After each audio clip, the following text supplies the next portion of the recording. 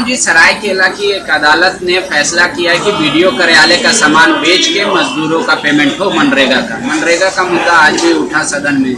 सत्ता पक्ष एक दूसरे को जिम्मेदार ठहरा रहा है, सत्ता पक्ष विपक्ष। जयराम महतो क्या देख रहे हैं मनरेगा का काम, लेबर पेमेंट कैसे देख?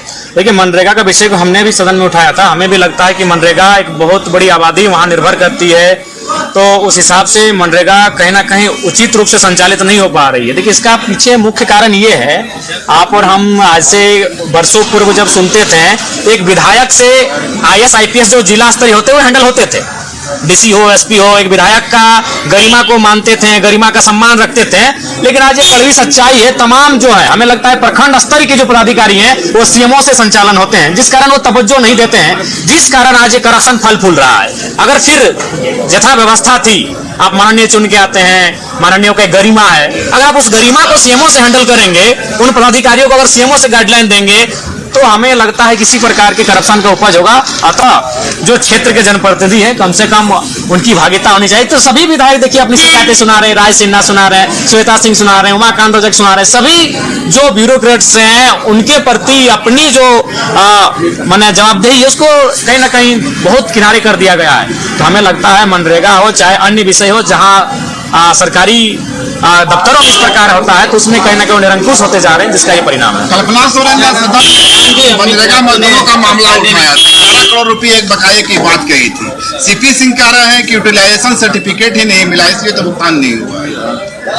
देखिए, इस पर वाद विवाद चर्चा परिचर्चा का विषय, सरकार को इन विषयों को गंभीरता पूर्वक लेना चाहिए। मेरा भी मानना है उनको गंभीरता पूर्वक लेना चाहिए, उस दिशा में सरकार को कार्य करना चाहिए।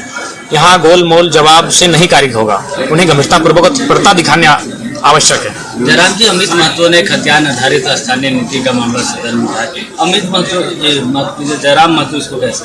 निसंदेह मेरा समर्थन है। निसंदेह इस राज्य को एक सटीक स्थानीय नीति मिलनी चाहिए, जिससे परिभाषित हो सके इस राज्य के मूलवासी कौन है, ये परिभाषित होने की आवश्यकता है। अगर 25 वर्षों में भी परिभाषित नहीं हो पाएगी तो कहीं ना कहीं उसका फलाफल इस राज्य के निवासियों को नहीं मिल पाएगा। 1932 को लेकर बहुत मतभेद है। देखिए, मेरा मानना है कि देखिए 1932/1964 और एक कॉलम आप एक श्वेत पत्र जारी कर सकते हैं। श्वेत पत्र का तात्पर्य उन लोगों से होगा जो लोग ये कहते हैं कि हम कई वर्षों से इस भूभाग में बस गए हैं और इस भूभाग के अलावे हमारा किसी भूभाग से कोई संबंध नहीं है, लेकिन यह भूभाग हमारा मूल नहीं है।